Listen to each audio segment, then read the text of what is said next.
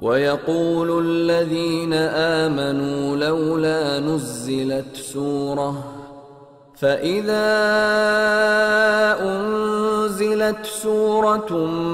مُحْكَمَةٌ وَذُكِرَ فِيهَا الْقِتَالُ رَأَيْتَ الَّذِينَ فِي قُلُوبِهِم مَّرَضٌ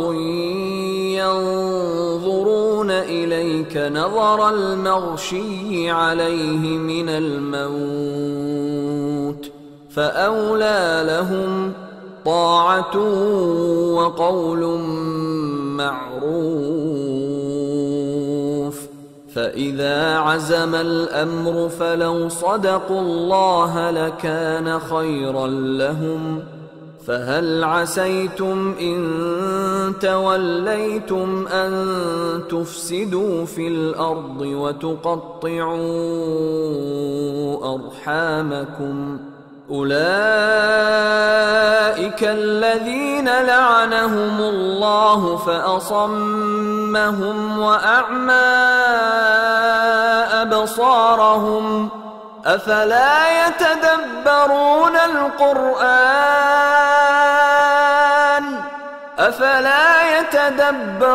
القرآن أم على قلوب أقفالها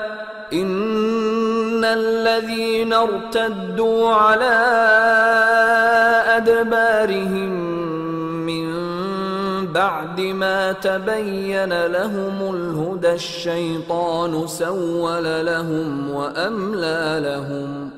ذلك بأنهم قالوا للذين كرهوا ما نزل الله سنطيعكم في بعض الأمر والله يعلم إسرارهم فكيف إذا توفتهم الملائكة يضربون وجوههم وأدبارهم ذلك بأنهم اتبعوا ما أسخط الله وكرهوا رضوانه فأحبط أعمالهم۔ اور مومن لوگ کہتے ہیں کہ جہاد سے متعلق کوئی صورت کیوں نازل نہیں ہوتی، لیکن جب کوئی واضح احکام والی صورت نازل ہو اور اس میں جنگ کا بیان ہو تو جن لوگوں کے دلوں میں نفاق کا مرض ہے تم ان کو دیکھو کہ تمہاری طرف اس طرح دیکھنے لگیں جس طرح کسی پر موت کی بے ہوشی طاری ہو رہی ہو، سو ان کے لیے خرابی ہے۔ خوب کام تو فرما برداری اور پسندیدہ بات کہنا ہے، پھر جب جہاد کی بات پختہ ہو گئی تو اگر یہ لوگ اللہ سے سچے رہنا چاہتے تو ان کے لیے بہت اچھا ہوتا۔ سو اے منافقو،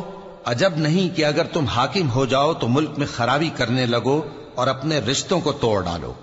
یہی لوگ ہیں جن پر اللہ نے لعنت کی ہے اور ان کے کانوں کو بہرا اور ان کی آنکھوں کو اندھا کر دیا ہے۔ بھلا یہ لوگ قرآن میں غور نہیں کرتے یا ان کے دلوں پر قفل پڑے ہیں؟ جو لوگ راہ ہدایت ظاہر ہونے کے بعد پیٹ پھیر گئے، شیطان نے یہ کام ان کو اچھا کر کے دکھایا اور انہیں لمبی عمر کا وعدہ دیا۔ یہ اس لیے کہ جو لوگ اللہ کی اتاری ہوئی کتاب سے بیزار ہیں یہ ان سے کہتے ہیں کہ بعض کاموں میں ہم تمہاری بات بھی مانیں گے، اور اللہ ان کے پوشیدہ مشوروں سے واقف ہے۔ تو اس وقت ان کا کیسا حال ہوگا جب فرشتے ان کی جان نکالیں گے اور ان کے چہروں اور پیٹھوں پر مارتے جائیں گے۔ یہ اس لیے کہ جس چیز سے اللہ ناخوش ہے یہ اس کے پیچھے چلے اور اس کی خوشنودی کو اچھا نہ سمجھے، تو اس نے بھی ان کے اعمال کو برباد کر دیا۔